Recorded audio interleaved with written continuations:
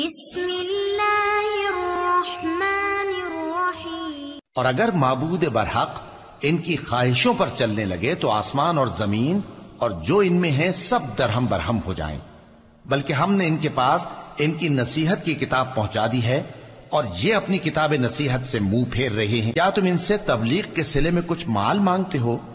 تو تمہارے پروردگار کا دیا ہوا مال بہت اچھا ہے اور وہ سب سے بہتر رزق دینے والا ہے، اور تم تو ان کو سیدھے راستے کی طرف بلاتے ہو، اور جو لوگ آخرت پر ایمان نہیں لاتے وہ راستے سے الگ ہو رہے ہیں۔ اور اگر ہم ان پر رحم کریں اور جو تکلیفیں ان کو پہنچ رہی ہیں وہ دور کر دیں تو یہ اپنی سرکشی پر اڑے رہیں اور بھٹکتے پھریں، اور ہم نے ان کو عذاب میں بھی پکڑا تو بھی انہوں نے اللہ کے آگے عاجزی نہ کی، اور یہ عاجزی کرتے ہی نہیں، یہاں تک کہ جب ہم نے ان پر عذاب شدید کا دروازہ کھول دیا تو اس وقت وہاں نا امید ہو گئے۔ اور وہی تو ہے جس نے تمہارے کان اور آنکھیں اور دل بنائے، لیکن تم کم ہی شکر کرتے ہو۔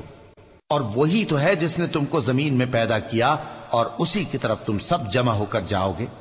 اور وہی ہے جو زندگی بخشتا اور موت دیتا ہے، اور رات اور دن کا بدلتے رہنا اسی کا اور وہی ہے جو زندگی بخشتا اور موت دیتا ہے اور رات اور دن کا بدلتے رہنا اسی کا تصرف ہے۔ کیا تم سمجھتے نہیں؟ بات یہ ہے کہ جو بات اگلے کافر کہتے تھے اسی طرح کی بات یہ کہتے ہیں کہ جب ہم مر جائیں گے اور مٹی ہو جائیں گے اور ہڈیوں کے سوا کچھ نہ رہے گا تو کیا ہم پھر اٹھائے جائیں گے؟ یہ وعدہ ہم سے اور ہم سے پہلے ہمارے باپ دادا سے بھی ہوتا چلا آیا ہے۔ اجی یہ تو صرف اگلے لوگوں کی کہانیاں ہیں۔ کہو کہ اگر تم جانتے ہو تو بتاؤ کہ زمین اور جو کچھ زمین میں ہے سب کس کا مال ہے؟ جھٹ بول اٹھیں گے کہ اللہ کا۔ کہو کہ پھر تم سوچتے کیوں نہیں؟ ان سے پوچھو کہ 7 آسمانوں کا کون مالک ہے اور عرش عظیم کا کون مالک ہے؟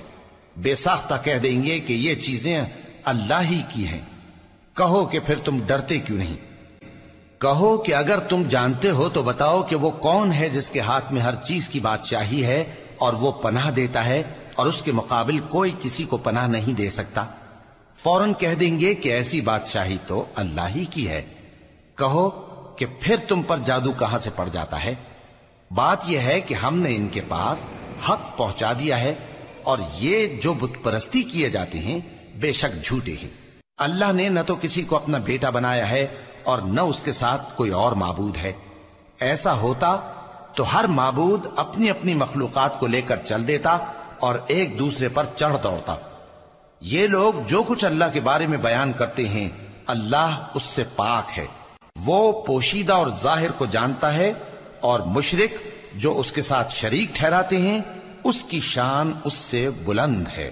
اے نبی کہو کہ اے پروردگار، جس عذاب کا ان کفار سے وعدہ ہوا ہے اگر تو میری زندگی میں ان پر نازل کر کے مجھے بھی دکھائے تو اے پروردگار مجھے اس سے محفوظ رکھیو اور ان ظالموں میں شامل نہ کیجو، اور جو وعدہ ہم ان سے کر رہے ہیں ہم تم کو دکھا کر ان پر نازل کرنے پر قادر ہیں۔ اور بری بات کے جواب میں ایسی بات کہو جو نہایت اچھی ہو، اور یہ جو کچھ بیان کرتے ہیں ہمیں خوب معلوم ہے۔